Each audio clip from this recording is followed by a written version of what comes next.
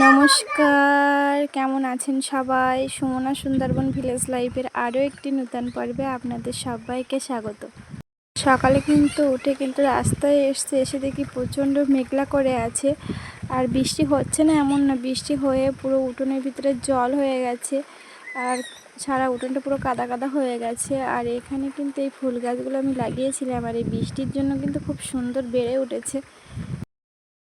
আর বলতে বলতে দেখুন বৃষ্টি পড়ছে, আর এখানে উঠোনে পুরো জল জমে গেছে, দেখতেই পাচ্ছেন। তারপরে আমি রান্না করতে চলে এসেছি। তো আজকে রান্না করছি এখন ভাত, এদিকে ভাত বসিয়ে দিয়েছি, আর হচ্ছে ভেন্ডি দিয়ে চিংড়ি মাছের ভাজা, তো সেটাই রান্না হচ্ছে এখানে।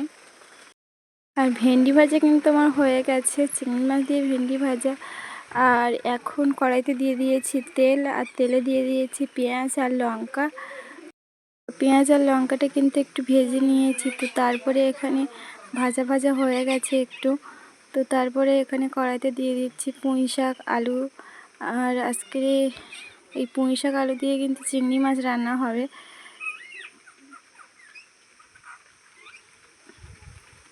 তো ভালো করে একটু নাড়াচাড়া করে তারপর দিয়ে দিয়েছি নুন, তারপরে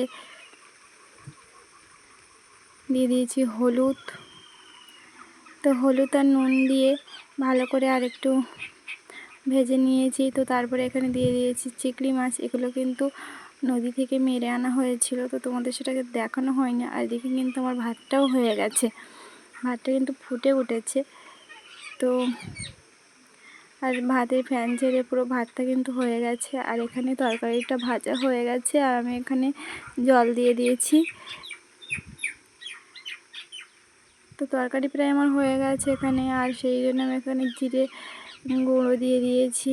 তো তারপরে কড়াইতে মাছ ভেজে নিয়েছি, আর সেই মাছ ভাজার কড়াইতে তেল দিয়ে পেঁয়াজ দিয়ে দিয়েছি। আর এখানে আজকের কলা, আলু দিয়ে, শাক দিয়ে, মাছ দিয়ে শুক্তো, তো সেটাই এখন রান্না হচ্ছে। কটা তরকারি আমার রান্না কমপ্লিট হয়ে গেছে। আর এখন বাইরেটা দেখি বৃষ্টি হতে হতে হুট করে রোদ বেরিয়ে পড়েছে, কি সুন্দর পরিষ্কার হয়ে গেছে। তারপরে আমি চান করে একদম পুরো রেডি হয়ে গেছি। আর এখন ঠাকুরের মন্দিরে পুরো সমস্ত বাসন ধুয়ে, ঠাকুর ঘর মুছে, ফুল তুলে রেডি হয়ে গেছি। এখন দেব ঠাকুর। তো ঠাকুরের সিংহাসনটা প্রথমে সাজিয়ে নিয়েছি ফুল দিয়ে, আর এখন ঠাকুরের প্রসাদ দেওয়াও হয়ে গেছে। আর এবার ঠাকুরকে আমি আরতি করে নেব।